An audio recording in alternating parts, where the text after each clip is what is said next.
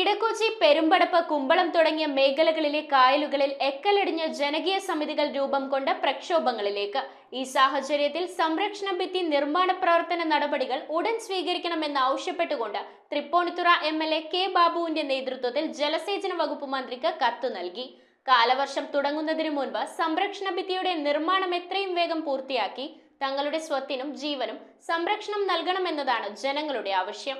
തൃപ്പൂണിത്തുറ നിയോജക മണ്ഡലത്തിൽ ഉൾപ്പെടുന്ന കൊച്ചി കോർപ്പറേഷൻ ഡിവിഷനുകളിലും കുമ്പളം ഗ്രാമപഞ്ചായത്തിലും ഇടക്കൊച്ചി, പള്ളുരുത്തി എന്നീ പ്രദേശങ്ങളിലുമായി വ്യാപിച്ചു കിടക്കുന്ന കുമ്പളം കായലിന്റെ സംരക്ഷണ ഭിത്തി നിർമ്മാണ പ്രവൃത്തികൾ ആരംഭിക്കുന്നതിന് ഭരണാനുമതി നൽകുകയും തുടർന്ന് സാങ്കേതികാനുമതി ലഭിക്കുകയും ചെയ്തിരുന്നു. എന്നാൽ ഈ പ്രവൃത്തിക്ക് പലതവണ ടെൻഡർ ക്ഷണിച്ചെങ്കിലും കരാറുകാർ ഈ വർക്ക് ഏറ്റെടുക്കാൻ തയ്യാറായില്ല. എന്നാൽ ഇടക്കൊച്ചി, പെരുമ്പടപ്പ്, കുമ്പളം തുടങ്ങിയ മേഖലകളിലെ കായലുകളിൽ എക്കലടിഞ്ഞ് ജീവിത സാഹചര്യങ്ങളിലേക്കുമെല്ലാം വെള്ളം കയറി ജനങ്ങൾക്ക് ജീവിക്കാനാവാത്ത സാഹചര്യമാണുള്ളത്. ഇതിനെതിരെ ജനകീയ സമിതികൾ രൂപം കൊണ്ട് പ്രക്ഷോഭങ്ങളിലേക്ക് കടന്നിരിക്കുകയാണ്. ഈ സാഹചര്യത്തിൽ സംരക്ഷണ ഭിത്തിയുടെ നിർമ്മാണ നടപടികൾ ഉടൻ സ്വീകരിക്കണമെന്നാവശ്യപ്പെട്ടുകൊണ്ട് തൃപ്പൂണിത്തുറ MLA കെ ബാബുവിന്റെ നേതൃത്വത്തിൽ ജലസേചന വകുപ്പ് മന്ത്രിക്ക് കത്ത് നൽകി. 2665 കിലോമീറ്റർ നീളത്തിൽ സംരക്ഷണ ഭിത്തി നിർമ്മാണ പ്രവർത്തനമാണ് ഉൾക്കൊള്ളിച്ചിട്ടുള്ളത്. ഈ പ്രവൃത്തിയിൽ ഉൾപ്പെട്ടിരിക്കുന്ന ഭൂരിഭാഗം സ്ഥലങ്ങളിലും ലോറി മാർഗം കല്ലെത്തിക്കാൻ സാധിക്കില്ല. സംരക്ഷണ ഭിത്തി നിർമ്മിക്കുവാൻ ആവശ്യമായ കല്ല്,